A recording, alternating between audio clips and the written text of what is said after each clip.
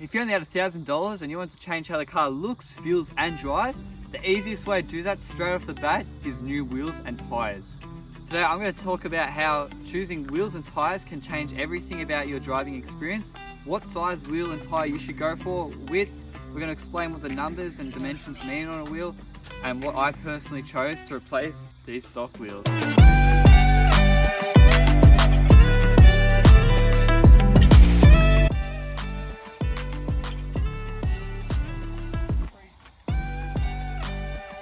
Alright, so this is a factory wheel.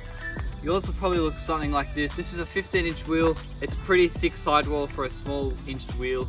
Most small wheels have really thick sidewalls and are really skinny. This one's no exception. Now, the way you tell how big a wheel is, you look at the numbers. So the first number you see is, for me, 205. 205 is a millimeter length. This wheel is this way. So it's 205 milliliters long. 65 is the other measurement.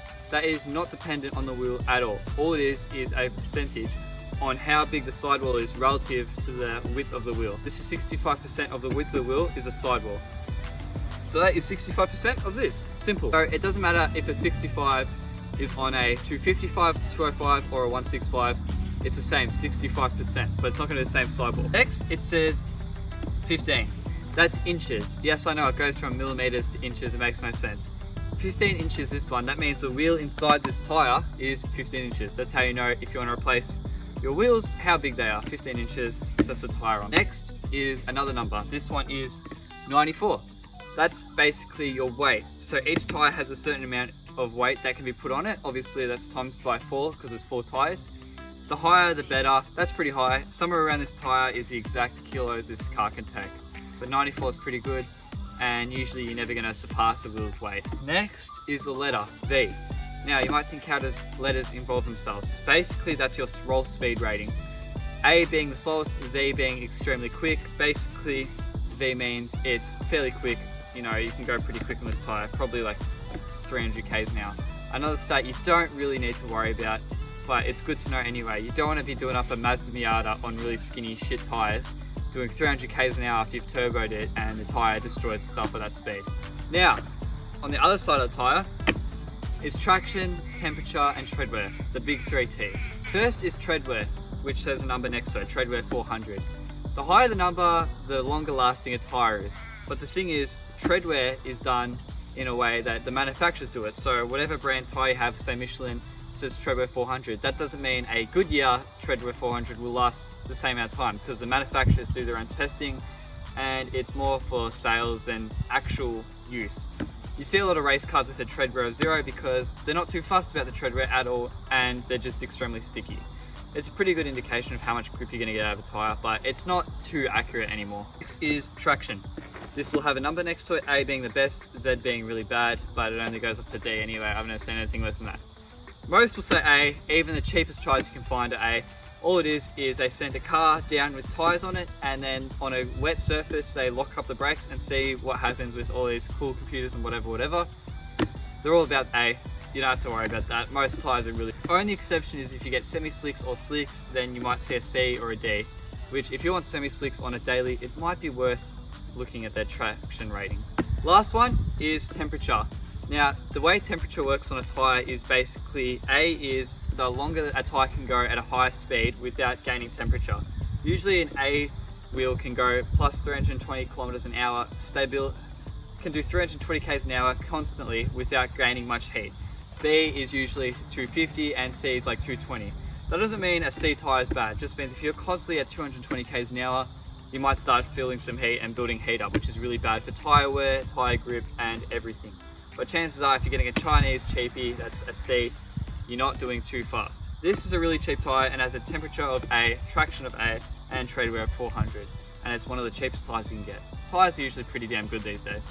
Alright, so before you upgrade your wheels, you want to think of what the benefits are of a stock wheel. Usually these are alloy, not steelies. They're pretty lightweight, they're usually really strong to hitting curbs, going over really bad potholes, whatever. And they're also extremely cheap to put a tyre on. Small tyres are cheap because there's less rubber. 15-inch, skinny, they're super cheap, super easy to replace. So cost is usually the main thing, and you know what, steelies are You know, stock wheels are actually really good, and a lot of the times if your car does appreciate in value or whatever, the stock wheels can, you know, be a huge part of that, and people love stock wheels. Some countries and states in Australia especially, you need stock wheels if you ever need to do an insurance job or whatever.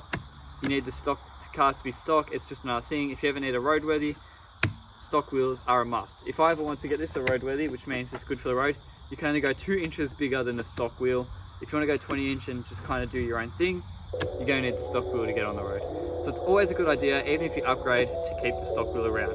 You shouldn't factor that into the price of selling the stock wheel. Man, 20 inch tires are so much heavier than 15, obviously, but God, what a difference. All right, these are my new wheels for the Ford family.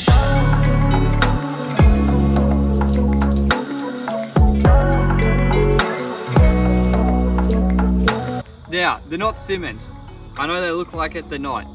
The $2,000 retail, I paid $500 off Facebook Marketplace with relatively decent tire condition, but I'm gonna get rid of them because I know my dad works for Michelin as a subcontractor. I can get pod sport 4s really cheap. So I basically got $500 tires with pod sport 4s in 20 bloody inches. Now, the reason I got these and not Simmons is Simmons are like $2,500 new, which is just ridiculous to me considering I paid $3K for the car. These are $500 secondhand, granted, but they're lightweight, they're alloy, they're 1 piece, not 3 piece, but I love the look of the silver on black. A deal came up and I took it. I've always wanted 20 inch tires for this car because I think 20 inch looks really tough on Australian cars. And you gotta understand, this is my cruiser car. I have the WX right there on 17 inches because that's a better handling wheel. But when it comes to just cruising, I love 20 inches. They're also extremely thick for grip because these rear-wheel drives love to get kicked out. And I just think they look tough as, and for 500 bucks, you can't beat them. Now, when I was buying these tires, or if you are, or whoever, and you wanna know the difference between the wheels, simple. Tires are super simple. Most brands have cheap to expensive, but wheels are different. They're all different material, starting with Steelies or Stockies, as we like to call them in Australia. Steelies are super cheap. You see them absolutely everywhere. And they're just a easy, cheap design, but they're also extremely heavy, but very durable. Next is cast aluminum. This is a still relatively cheap option, but doing better now. Cast aluminum is basically when you get a mold of a wheel and you get aluminum that's in a liquid form and put it in that wheel and it strengthens it up. It's still a strong option, pretty medium costing, and that's exactly what I reckon these are. I'm not too sure to be exact, but I reckon this is probably what that is. Next is forged wheels. Forged wheels is very common on performance cars and are very expensive but very lightweight. You get aluminum and you forge it down so it's more dense and lighter, and it creates a very strong wheel, but is also very bloody expensive. The only more expensive wheel you can get is 3-piece wheels. A lot of Simmons like to do 3-piece. It means the face of the wheel is separate from this part of the wheel, the rim of the wheel, and then the middle of the wheel is again separate to the face. It's 3 pieces. This makes it a lot stronger, but a damn lot expensive. Sky's the limit with price on those. Now that you know everything to do with wheels and tires, let's chuck them on and hope to God they fit. Now, naturally you might think a 20-inch wheel, there's no way it's going to fit where a 15-inch wheel was. That's 5 inches bigger. But you can see the sidewall's so big on this wheel and they're so skinny on this, it actually makes up for a lot of space.